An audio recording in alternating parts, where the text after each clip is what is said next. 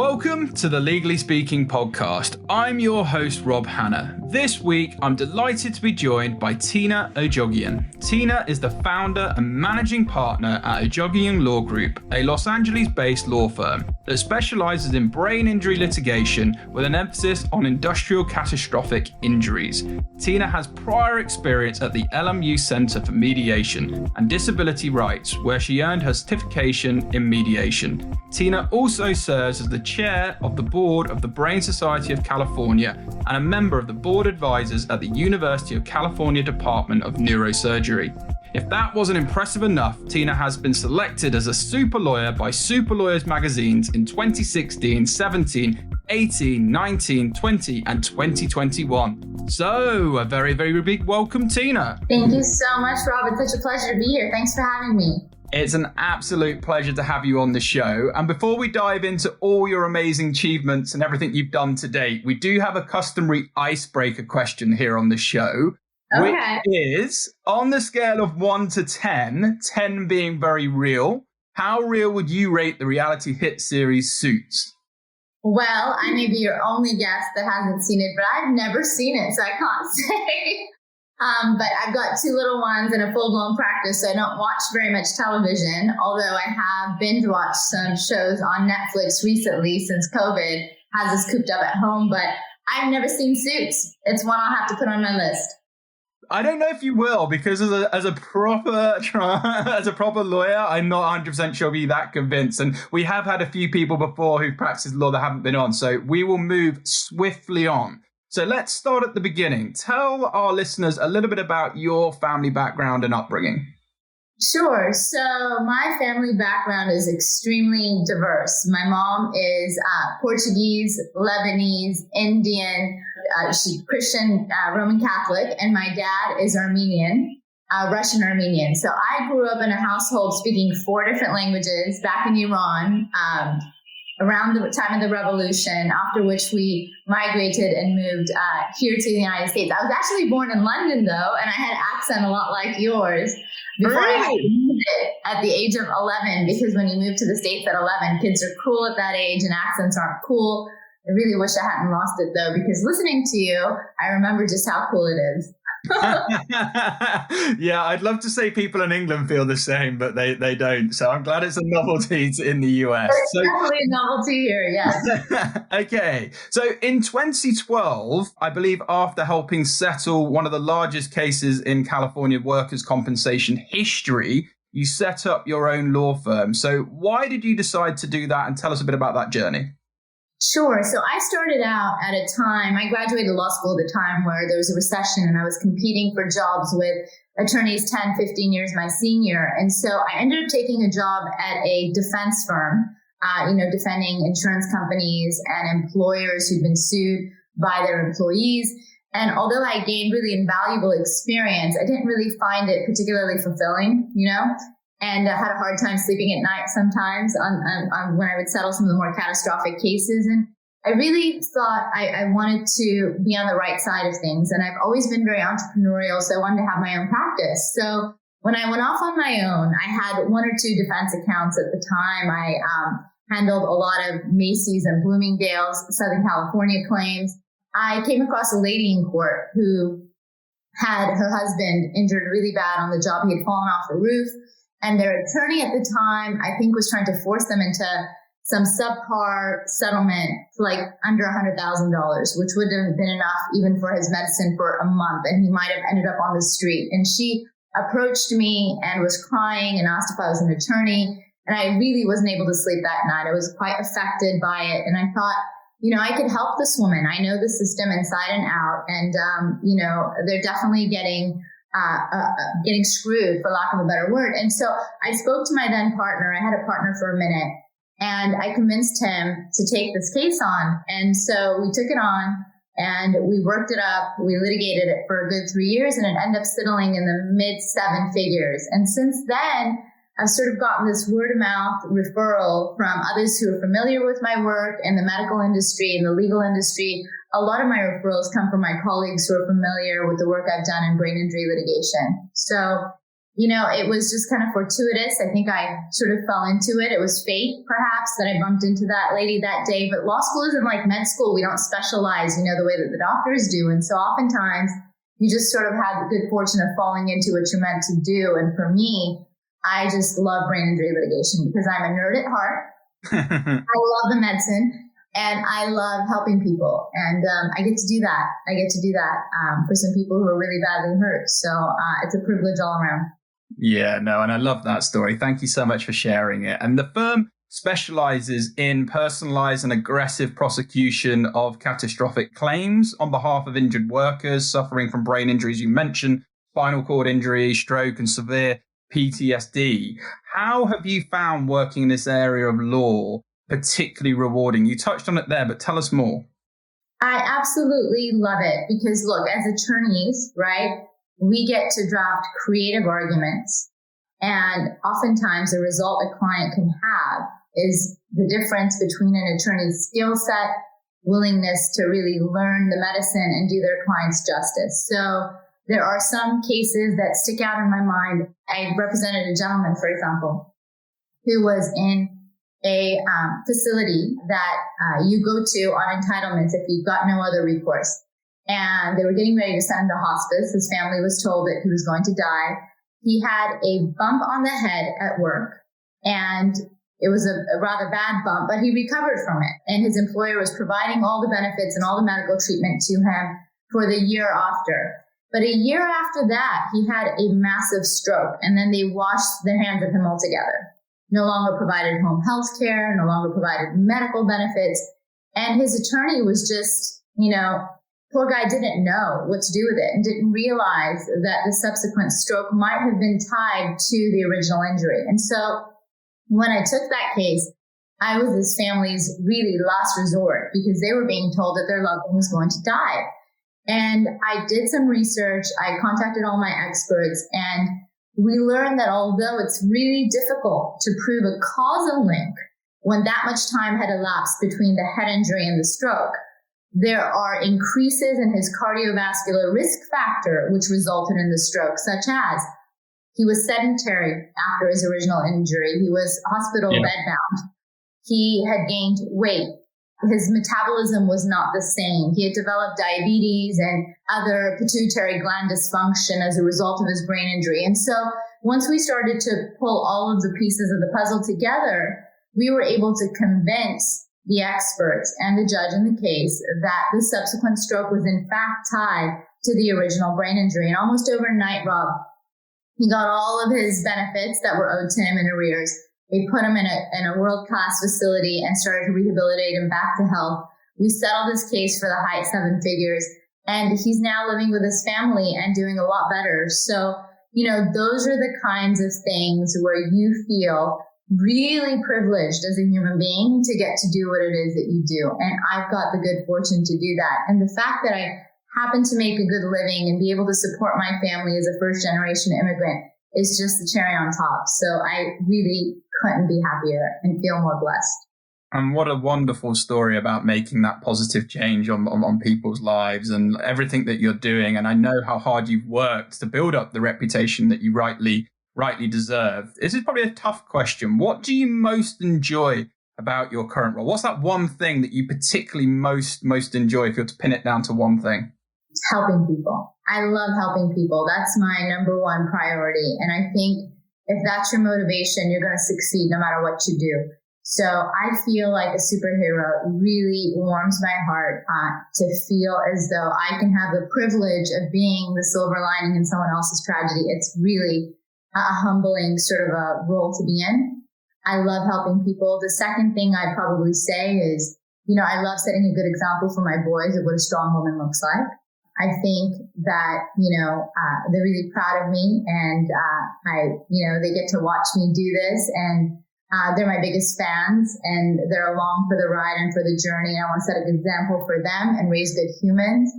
And thirdly, I'd probably say, I certainly hope that I can be a source of motivation and inspiration to other young women in the professional field and in the legal field to know that you can succeed at having your own business, a very successful one, a lucrative one where you can feel like you're making a difference in people's lives. and that, your personal life doesn't have to suffer. You can be an awesome mom and a wife and have a wonderful, fulfilling home life as well. And you can do it all. And just because society tells you you can't, I want to encourage people to limit the limiting beliefs and really just, you get one life, go for everything you want. You can have it and you can do it. What an inspiration. Thank you, Tina, for sharing that. I completely agree with everything you said. You really are doing such amazing work and tying in and just allowing people to hear that, everything is possible. So good for you. And what I want to talk more about is your firm, because you've represented clients on both sides. Do you feel that makes your firm unique? And if so, why?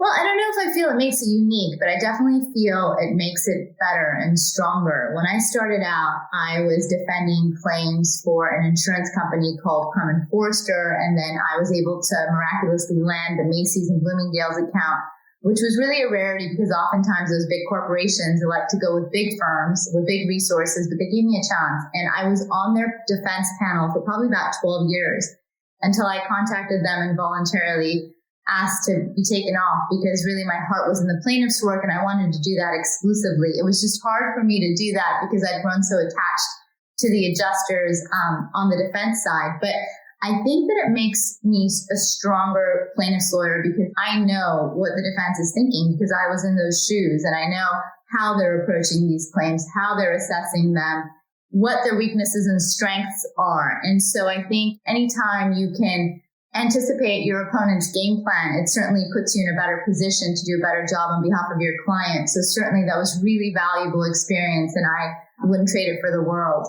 And I'm very happy to not have to be doing that anymore though, because my heart's on the plaintiff side. And this is where I feel I can make the most difference.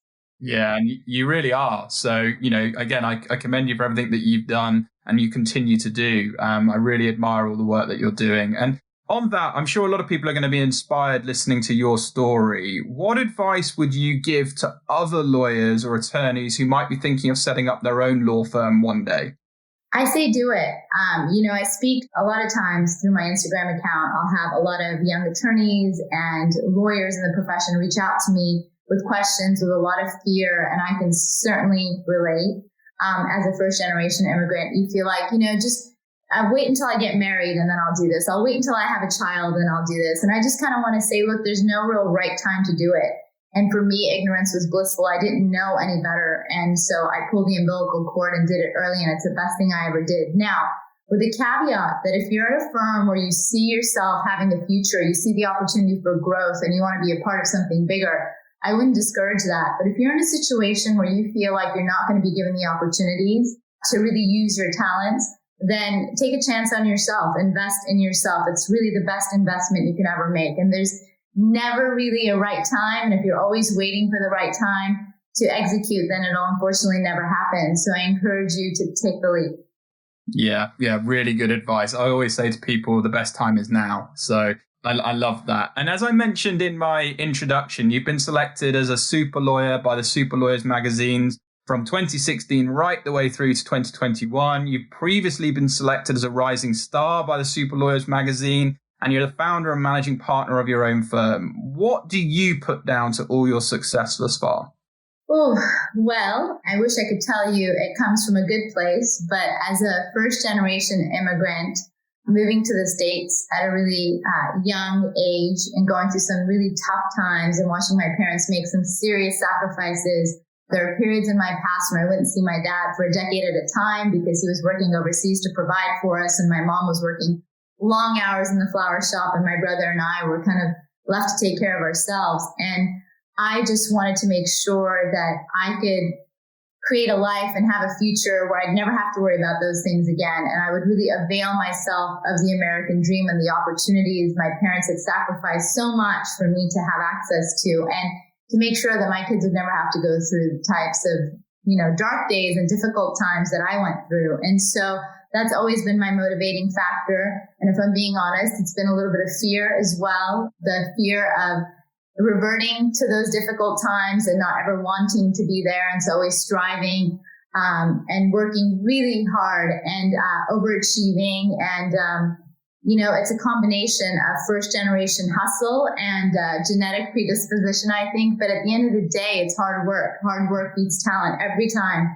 Talent isn't working hard. And so I really ascribe to that. I try to emphasize that to my boys. And I certainly hope that even though they've got an easier life and they've got, more sort of means and family time and nurturing and, the ease that comes with being second generation immigrant, I hope that I can instill some of the work ethic in them nonetheless.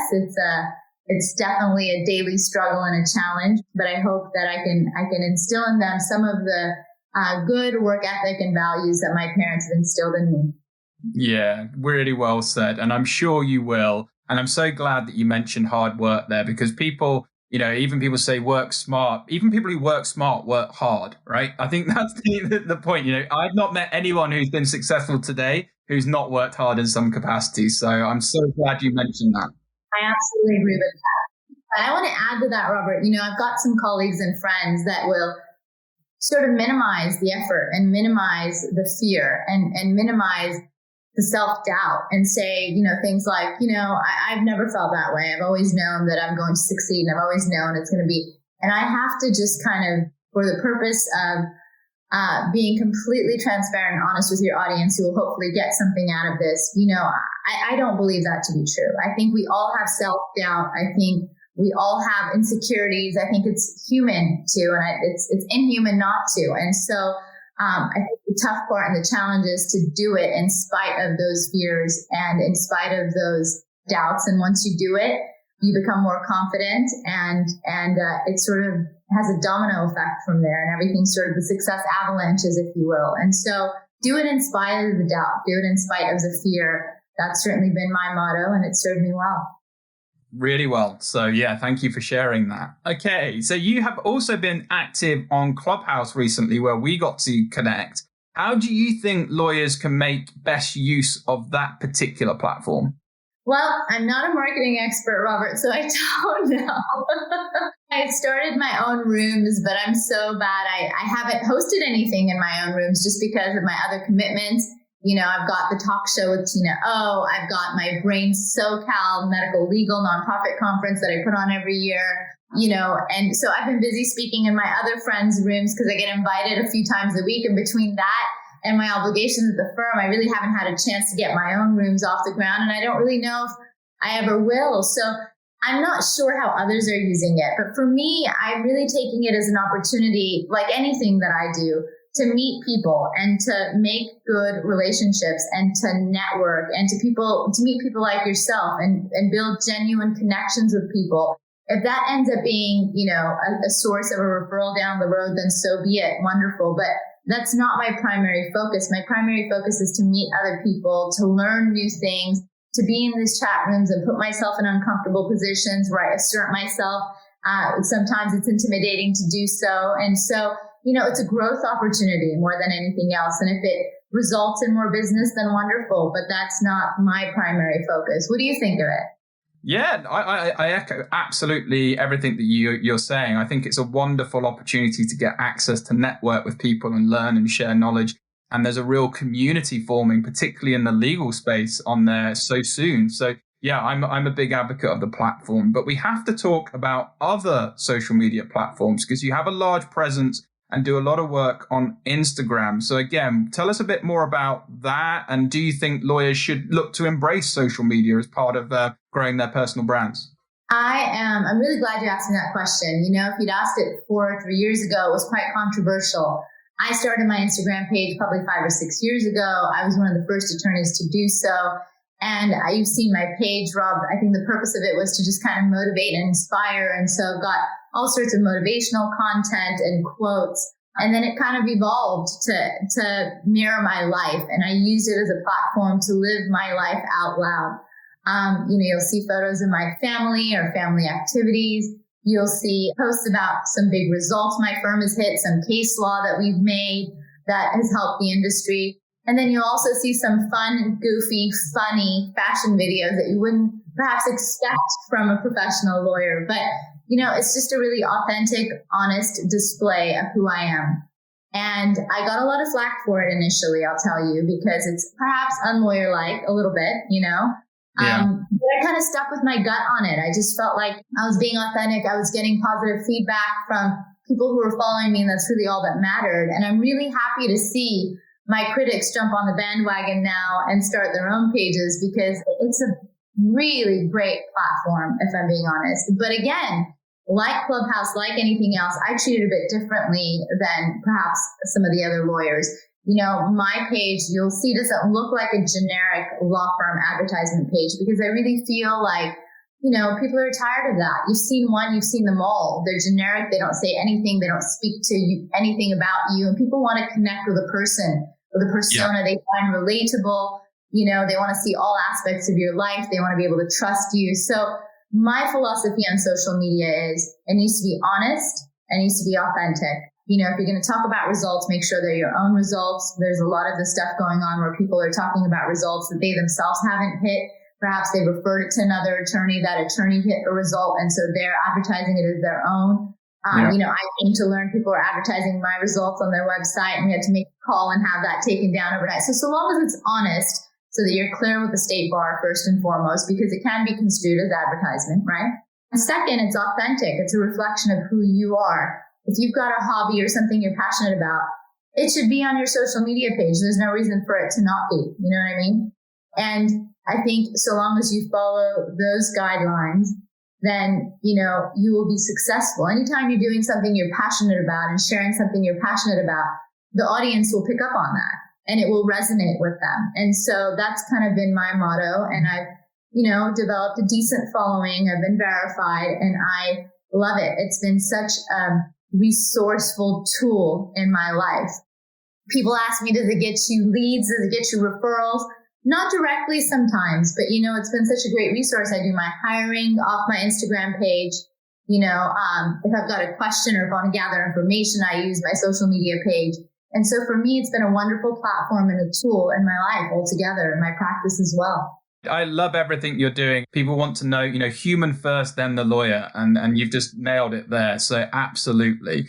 Okay. But you do keep very busy. You are also the chairman of the board of the Brain Society of California. So can you tell us a little bit more about what that role involves?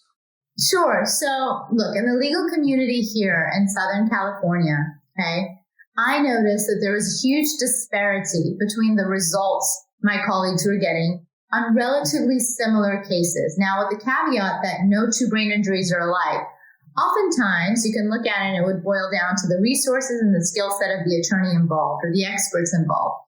And so I really wanted to start a Southern California-based resource, right, where I can bring together all of the brilliant minds who practice catastrophic injury litigation, brain injury litigation, put them on my board, have them be invested in my organization, and have them speak on educational webinars and seminars to help educate our colleagues, particularly the young lawyers coming up in the profession, so that they would feel supported and educated and empowered to go out and get great results as well. Because when they get great results, it raises the bar for us industry-wide, and insurance companies get used to the idea that, we're not going to sell our clients out. The ones who are really catastrophically injured are going to get every penny that they deserve. And so that was the motivation for starting Brain SoCal. We had over 800 people attend our first conference 2 years ago. We took a hiatus during COVID and did some webinars. But now we're going to be back in full force October of 2021. We booked the Marriott LA Live, and I'm really looking forward to that conference. But, I sit on a lot of nonprofit boards in the brain injury community just because, I love giving back. Philanthropy is a big part of my life and my practice. And so Brain SoCal is a part of that. Yeah, and you're just such an inspiring person that's doing so much for the legal community. And it was recently, and you sort of touched a bit on it there, but it was recently International Women's Day. Do you believe that unconscious bias is still a huge barrier to gender equality in the profession? And if so, what positive steps can firms and organizations take to tackle this? I honestly feel that unconscious and conscious biases exist, unfortunately. It's kind of a double-edged sword because there is a school of thought that says if you're a strong woman, you don't talk about being a strong woman, you just do it. But then the truth of the matter is, if you don't talk about the elephant in the room, how's it ever going to disappear, right? Yeah. So I have to say I've been a victim of it myself, and I still continue to be, even after achieving this level of success. I do feel like there is gender bias and double standards, and it's really disheartening and unfortunate. And so I'm very vocal about it. I do women's panels in my main programming. I have women's panels on my webinars and on my podcast. I host a room on Clubhouse, co-host a room on Clubhouse. I actually was going to start my own, and then I said, you know what, my friend's got a wonderful one going. I'll just join forces with her. It's called Lawn Stilettos every Tuesday night. And I listen to some of the stories these women have to tell, Rob, and I have to tell you, it makes me cringe. I feel so badly for them. But there have been situations in the past where now I reflect upon it now and I say, gosh, if I knew then what I know now, this is how I would have handled it differently. But unfortunately, that doesn't come until you've had a good amount of experience and confidence that you built up. So to answer your original question, I think the first step is recognizing that they exist. And the second step is taking affirmative actions to make sure that they're not tolerated within your institution. And so for me, I've got my own institution. I've got my own firm, thankfully. And you would think that that somehow makes it so that I'm immune, but unfortunately it doesn't.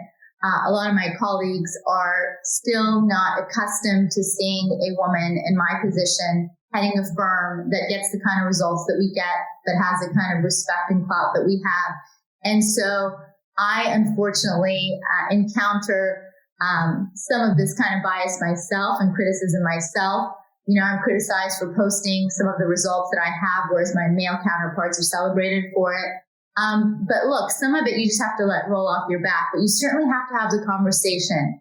I want to encourage my female colleagues to stand up for themselves and to assert themselves, because if they don't, no one else will. And I want to encourage my male colleagues to give female colleagues within their firms and institutions the opportunities that they deserve, because judges and jurors have been clear that they want to hear from us. We have a unique way of telling our story, and it certainly needs to be reflected in the courtroom. We're graduating over 50% women, Rob, but only about 25% of them are making their way to the courtroom trying these cases. And so the first way that the bias is going to change and disappear is if women assert themselves and men in position of power give those women an opportunity and a platform to do so. Yeah, great advice. Great advice. Completely agree. And let's hope, change continues. So we mentioned in the introduction, you are one of the advisors to the University of California Department of Neurosurgery. Tell us a bit more about that and what your role involves there.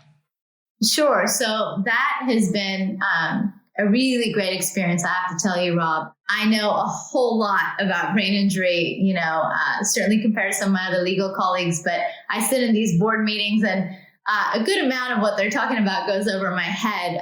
The UCLA Department of Neurosurgery and Neurosciences is really an industry leader in, treatment, cutting edge methods and surgery. We have some of our doctors from the UCLA Department of Neurosurgery, believe it or not, zoom in via VR goggles to assist other doctors around the world in London and third world countries and some complicated brain surgeries. They're just amazing. But my role in an advisory capacity on their board has a lot to do with getting the word out about the amazing work that they do and raising funds and philanthropy, because, they offer a lot of treatment, life-saving treatment, for stroke victims and so forth who can't otherwise afford it. And the fundraising that we do for the department goes to providing life-saving services to folks whose life has been turned upside down by sudden brain injury. So it's a real privilege to serve on that board. I'm the only attorney that serves on that board alongside other colleagues, board members who are neurosurgeons and Fortune 500 CEOs and so forth. So it's been a real humbling experience, and I've learned so much from those folks. It's really a pleasure to serve on that board. Thank you so much, Tina. Thanks for sharing that. It's super interesting. And you've mentioned briefly, but you are the host of the Tina O Show. So tell us a bit more about it and what you discuss and types of guests you have on. So that's just sort of a silly side project. I talk about the importance of having a creative outlet in jobs as serious and as stressful as ours, right? And part of my creative outlet is my Instagram account and the fun fashion videos that you see me do. And part of it is the talk show with Tina O. It's meant to be light. It's meant to be, equivalent to like a morning show you'd see on main programming. And it came from, the fact that it was born out of the COVID era, where there were so many educational webinars, Brain SoCal of mine included, that everyone was going to. And it was, educational webinar overload. And I thought, maybe we just want to talk about a whole lot of nothing and curse and laugh and shoot the shit. And we should have a platform to do that. And so that's how the talk show with Tina O came about. The first episode, which was last month, was me and 3 of my favorite female colleagues talking about making light of the bullshit we have to deal with as female colleagues. I'm sorry, I apologize. I know that this is a proper British podcast. I'm not sure if I'm allowed to do this. I probably should have asked you that first. But the second episode is going to be with a couple of my colleagues. One of them is a serious gentleman trial lawyer who's going to be playing guitar and singing some Taylor Swift acoustically. Wow. And the other one is going to be doing a full-blown techno DJ set. And it's going to be on the importance of having a talent and a creative social outlet. And it's going to be a happy hour of sorts. And you're welcome to join. It's this coming Thursday. But yeah, it's meant to be fun and light programming for an audience of attorneys, but we had some others attend as well last time who just want to blow off some steam and perhaps not take themselves as seriously, enjoy a cocktail or two and watch some light stuff. I'll be there. Sounds great. I'm sold. So I'll definitely be there. Really, really like the sound of that. Okay. And finally, you've touched on a few cases, so you may have already mentioned, but what has been your most rewarding case you've worked on during your career? That's a tough one, Rob. There have been so many. I love my clients and I'm personally invested in their stories. I turn away about 95% of the cases that come through my door because I recognize that my human resources are limited and I want to do my clients justice. And I feel like that's really important. I want to have the time and the resources of myself to give to every single one of those cases. So as you can imagine, I'm very involved and invested in the case and in the outcome of those cases. And so, oftentimes they'll be like family. I had this one case where I settled it maybe 8 years ago and the family follows me on Instagram and I saw that, they'd made a big purchase a few days ago and I chimed in on their post and they responded back, thank you. This is all due to your hard work, your family. We love you. You changed our lives. You restored some normalcy. So it's those kinds of stories, honestly, that I live for. The injured folks I've represented who have young children always strike a chord with me because I can relate to that, to having a young child. And I can't even imagine going through something that traumatizing in your life while you're trying to be a good parent and provide for them. And so those are always ones that really hit close to home for me. But I love all of my clients. I'm equally invested. I spend time with them. I get to know them so that I can do them justice. I can tell their story and I can really bring their case to fruition. The one case I shared with you about the gentleman who was on hospice and we were able to get him in to some serious care and settle his case for some serious value. That's definitely one that sticks out to me. There are a few like that are very similar. There's another gentleman who worked for a very wealthy institution. And so there's a confidentiality clause. It's the only result on my website that is listed as a Doe plaintiff and a Doe defendant because of the confidentiality clause. But this is one of the toughest cases I had. And so I'm particularly proud of it. He was a gentleman in his 70s who had a small bump on the head.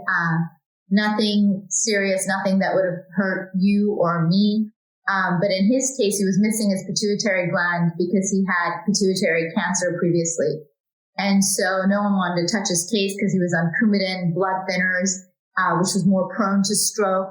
And so that little bump he suffered on the head resulted in a massive stroke later on that night. And the insurance company washed their hands of him. And so we had to work really hard to get that case accepted and ultimately settle this case for a lot of money and made all the difference in the lives for him and his family and his grown kids and his wife. And so that's sort of the type of cases that I've got for the most part, but that one in particular, I was really proud of because it was a tough case and it was difficult, and a lot of people had turned it down. And oftentimes in our profession, one man's garbage is another one's treasure.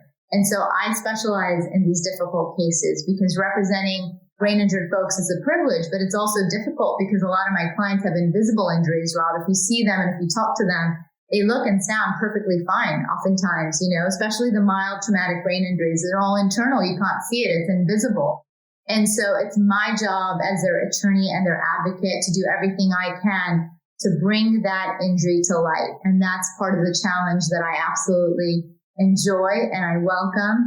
And that's also part of the part that makes it really rewarding for me because I'm giving a voice to someone who's otherwise voiceless. And I'm getting justice for someone whose injury is super invisible. There's one gentleman who had a mild traumatic brain injury, and he was referred to me 2 years after his injury. And it didn't show up on radiograph anymore. It was by and large invisible, but his family, talked about how he just isn't who he used to be anymore. He was on the couch all the time, wanted to watch television all day. It's really irritable. They couldn't figure out what's going on with him. And his attorney had made a demand to settle his case for $150,000. And that would have been a nightmare because this guy needed active rehab. He needed to get motivated. He was having suicidal ideations that no one knew about. And so we took the case on, we litigated it, we gave it some TLC, and by some miracle, we were able to turn that ship around and ultimately settle this case for $7 million.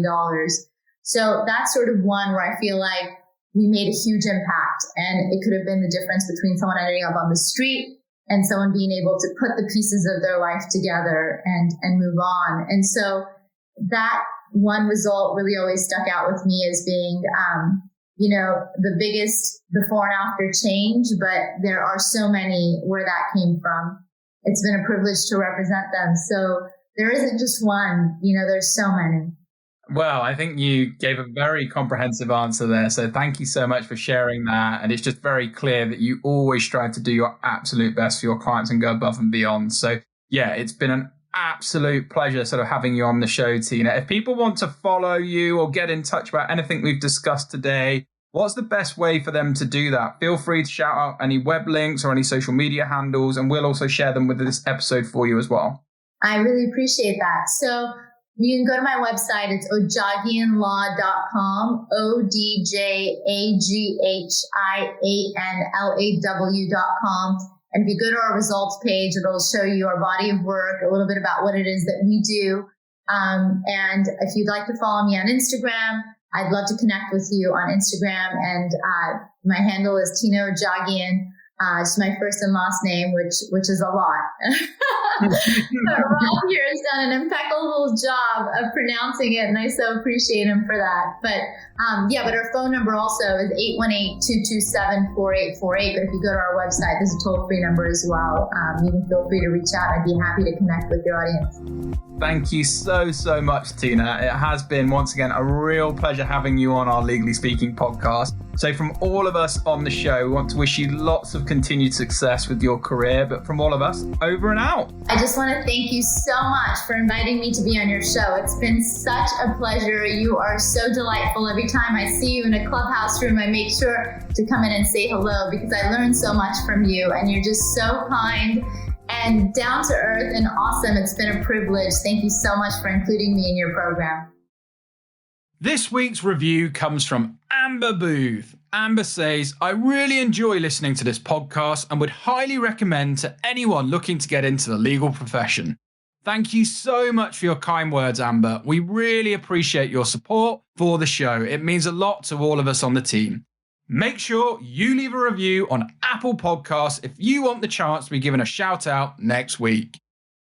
Thank you for listening to this episode of the Legally Speaking podcast. If you enjoyed the show and want to help support us, remember to leave us a rating and review on Apple iTunes. You can also support the show and gain exclusive benefits, bonus content, and much more by signing up to our Patreon page, which is www.patreon.com/Legally Speaking podcast.